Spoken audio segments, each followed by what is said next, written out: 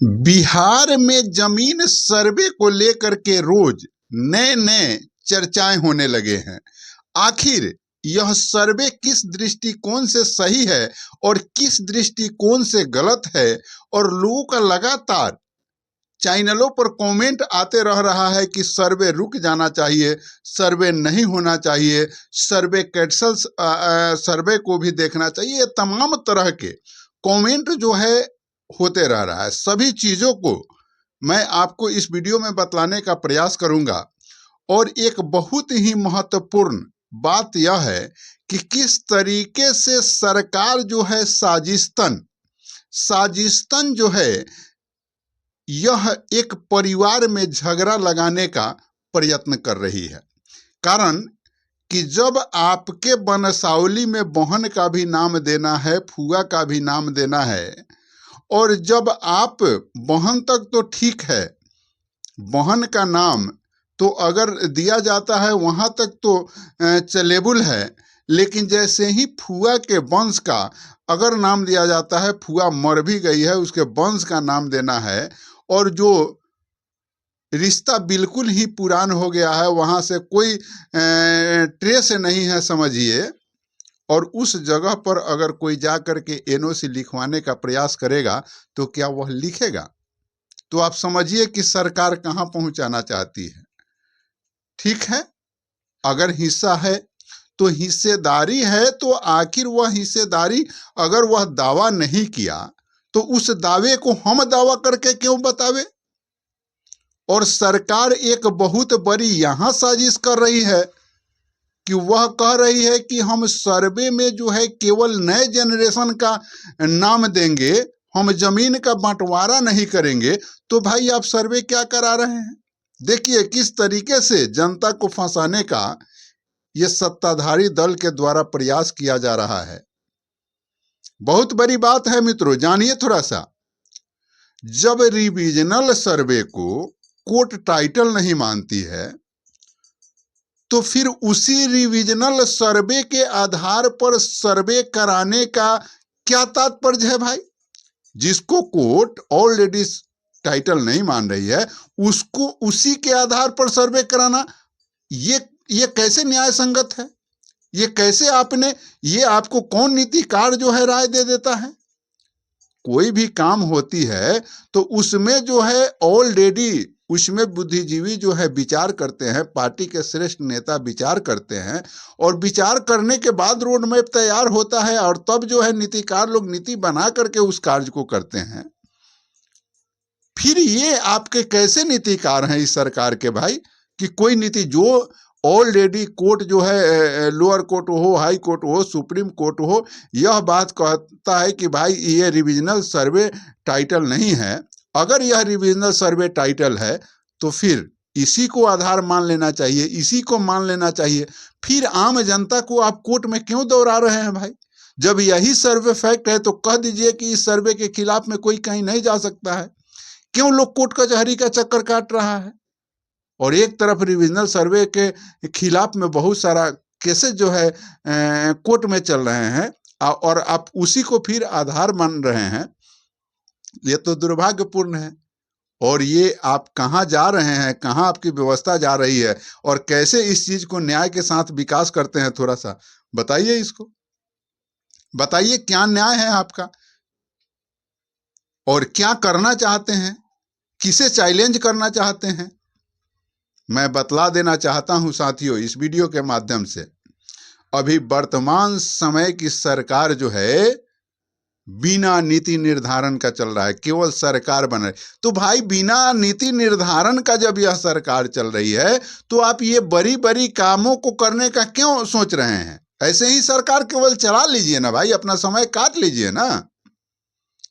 कि आप तो अपने एगो समय काट रहे हैं और तमाम जनता को परेशानियों में डुबो रहे हैं। ईगो बना लेना किसी भी काम को, किसी भी सरकार के ईगो से सरकार चलती है क्या?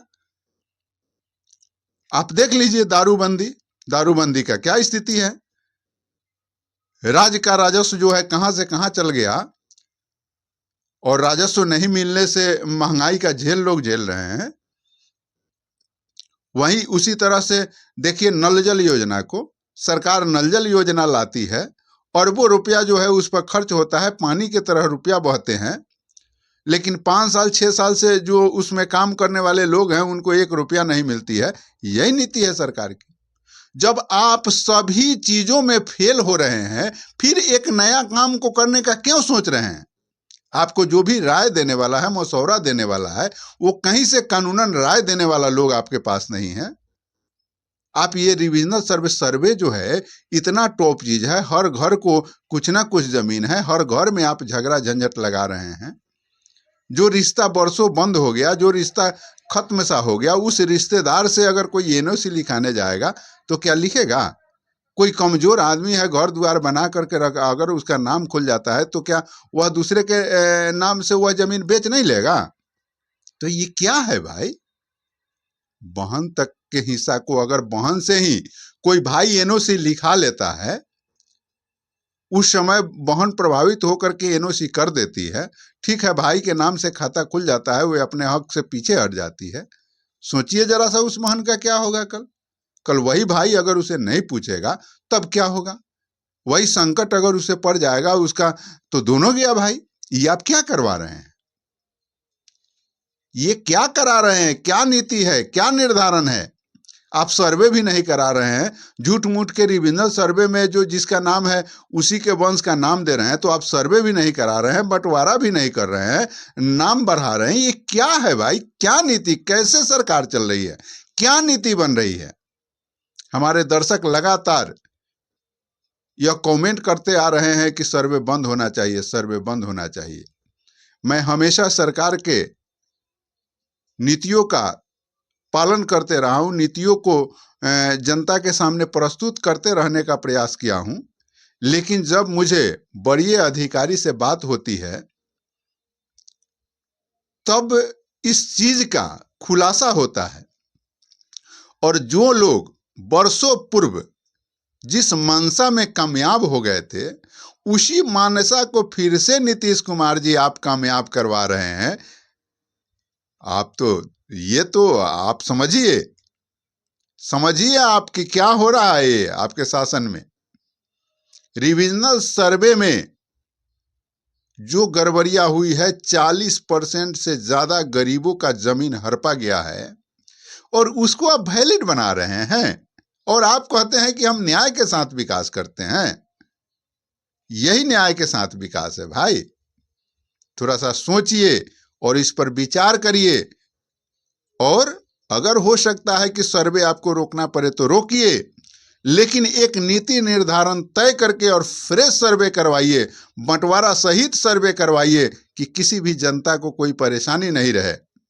आज जब अगर हमारे बाबा 3 भाई हैं, 3 भाई के नाम से जमीन है, किसी का बाबा 4 भाई हैं, चारों भाई का खतियान में नाम है, उसके वंश का फिर खतियान में नाम आएगा, तो कम से कम 20 गो 25 गो एक खतियान में नाम आएगा। आप बंटवारा उसका करवाइए नहीं रहे हैं, तो ये क्यों करवा रहे हैं भैया? क्यों करवा रहे हैं? इसका क्या आवश्यकता पड़ गया? वैसे ही अगर बहन का हिस्सा है, चाहे जो भी चीजें हैं, वो सब चीज है, कानून है, वो तो है ही है।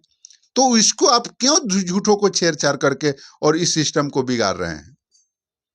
अगर इसको करा रहे हैं तो सभी चीजों को देखिए, जो गड़बड़ियां रिविजनल सर्वे में हुई हैं उन गड़बड़ियों को भी देखिए और उस पर भी सुनवाई करने का आदेश जो है अपने प्रशासक को दीजिए कि उस सिस्टम को भी, जहां अगर विवाद फंसता है, सभी चीजों पर नहीं, जिस बिंदु पर विवाद फंसता है कि यह कैडस्ट्रल सर्वे में हमारा है, रिविजनल सर्वे ये दूसरे का हो गया, गलती से हो गया, या जो मामलाएं चल रहे हैं कोर्ट में उस मामलाओं को देखना है, ये तमाम चीजें आपको देखना चाहिए और देखते हुए ही यह सर्वे कराने का प्रयास करना चाहिए, ताकि यह सर्वे जो है सुचारू रूप से हो सके और सभी को किसी प्रकार का दिक्कत नहीं हो, आपके राज्य के जनता को किसी प्रकार का दिक्कत नहीं हो। ये चीज आपको सोचना है महोदय। और जाते जाते तो सभी चीजें गड़बड़ होने ही लगती है, तो वैसा तो लगता है कि कहीं जाने का समय हो गया हो और इसी वजह से जो है सारा निर्णय आपका गलत हो रहा हो। तमाम साथी कमेंट करिएगा और वीडियो को ज़्यादा से ज़्यादा शेयर करिएगा। जय हिंद।